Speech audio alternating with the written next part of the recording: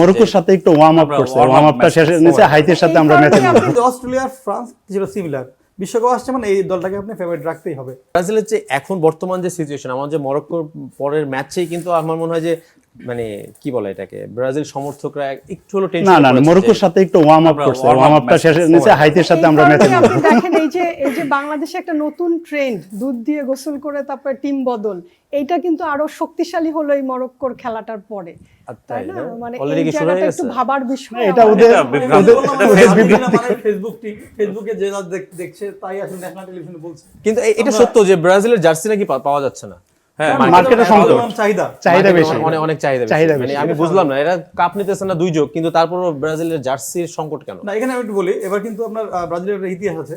70 সালে কাপ নিয়েছিল, তারপর কিন্তু নিয়েছে 94 24 বছর পরে। 2 সালে কাপ নিয়েছে, এবার কিন্তু 2026 সাল। মানে বুঝতে হবে সূত্রে 24 বছর পার হয়ে গেছে। আপনারা কিন্তু 36 বছর পরে একটা কাপ পাইছেন, কিন্তু 22 আপনি কারেন্টটা দেখতে হবে, 22 এর পরে আবার জার্মানি কিছু বলতেছেন। আসলে জার্মানি কি মনে হয় যে গেল 2 আসর কিন্তু আসলে জার্মানি গ্রুপ পর্ব থেকে বাদ পড়েছে। হ্যাঁ, আসলে এবার শুরু 7 আপ দিয়ে আবার গ্রুপ পর্ব থেকে বাদ হওয়া স্বাভাবিক, কারণ আমাদের পারফরমেন্স যদি ভালো না থাকে আমরা অবশ্যই ভালো খেলবো না, এটা নর্মাল। কিন্তু আপনি বর্তমানে যদি চিন্তা করেন, আমাদের গ্রেটেস্ট গোলকিপার ম্যানুয়েল নয়্যার আসলে ব্যাক করছে, সো আমরা ওর উপর ভরসা রাখতে পারি। মানে কতটা খারাপ অবস্থা আপনি বুঝতে পারতেছেন? তাতে আসলে একজন মানুষ মানে রিটায়ার করছে, আপনাদের তো গোলকিপার নাই। না, আমাদের গোলকিপার আছে, আমাদের তাকে ফিরানো হলো কেন? গোলকিপার আছে, ফিরানোর কারণটা হচ্ছে কি ও এখনো ফিট। তো ওর সাথে জুনিয়র নেগেসম্যান হচ্ছে ওর সাথে কথা বলছে, কথা বলার পরে যে ও যদি হচ্ছে রাজি থাকে তো ওর তো অবশ্যই জাতীয় দলে আনা উচিত, তাই না? কিন্তু আপনারা তো তাহলে ফুটবল তৈরি করতে পারছেন না আসলে। আমি ওনাকে একটু সাপোর্ট দিয়ে বলি, আসলে বাংলাদেশের সাপোর্টিং এর ব্যাপারটা কিন্তু অনেকখানি ইমোশনাল। সো আপনি দেখবেন যারা ছোটবেলা থেকে ব্রাজিল যে আর্জেন্টিনার সাপোর্ট বা ম্যারাডোনার খেলা ফ্যামিলিতে দেখে বড় হয়েছে, ওই ইমোশনাল জায়গাটা মানুষ খুব একটা ছাড়তে পারে না। জার্মানির ক্ষেত্রেও আমার কাছে এরকম মনে হয় যে যারা আসলে ছোটবেলা থেকে ওই যে একবার ভক্ত হয়েছে, ওনারা আসলে শিফট করতে পারে না।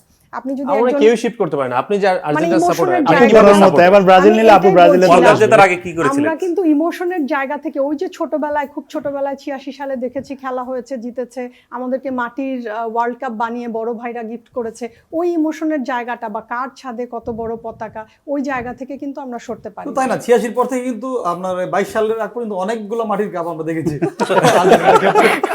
মানে প্রতি আসরে আসলে মাটির কাপ শান্ত খুব অ্যাটাকিং, মাঠেও অ্যাটাক করতে তারা মানে পারে খুব ভালো। আমরা সবসময় অ্যাটাকিং ফুটবলই খেলি, যদিও কাপ পায় না। আজকে মাত্র একজনকে পেয়ে আপনারা একটু শক্তি বেড়ে গেছে নাকি? বুঝলাম না। মানে ওয়ার্ল্ড কাপে কিন্তু সবচেয়ে বেশি গোল ব্রাজিলের। হ্যাঁ, মানে সব জায়গায় আমরা অ্যাটাক করে বেশি ম্যাচও খেলছে ব্রাজিল। এই পর্যন্ত সবগুলো ওয়ার্ল্ড কাপে একমাত্র দল যা ব্রাজিল করছে সেই শুরু থেকে শেষ মরক্কোর সাথে পর্যন্ত। যে ড্র করছে বা ব্রাজিল কিন্তু হারে নাই, এবং 92 ইয়ার্স এর মধ্যে ব্রাজিল কখনোই হারে নাই। এটা কিন্তু ব্রাজিলের একটা রেকর্ড, প্রথম ম্যাচ মানে ড্র করে, বুঝতে পেরেছেন ভাইয়া? আর্জেন্টিনা কিন্তু বাদ হয়ে গেছে বহুবার।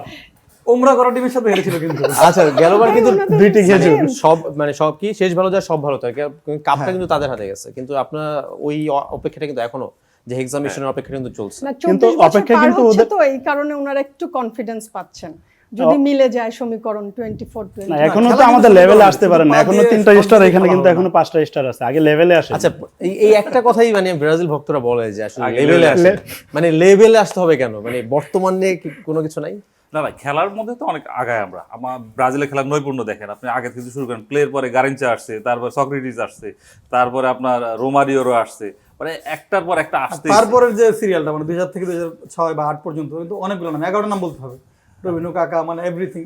সেইভাবে যদি বলি তাহলে পুরো টিম স্পিরিট যদি আমরা চিন্তা করি, সেইভাবে কিন্তু আসলে ব্রাজিল একটু পিছিয়ে। কারণ শুধু আপনি যদি বিশ্বকাপ না দেখেন, কোপা আমেরিকাও দেখেন, তাহলে আপনি দেখেন যে মেসিদের হাতে কতগুলো কাপ, ওরা 15-16 বার কোপা আমেরিকা জিতেছে। কোপা আমেরিকা একটা আঞ্চলিক দল, এটা নিয়ে আলোচনা না করা ফুটবল তো ভাই, ক্রিকেট আঞ্চলিক।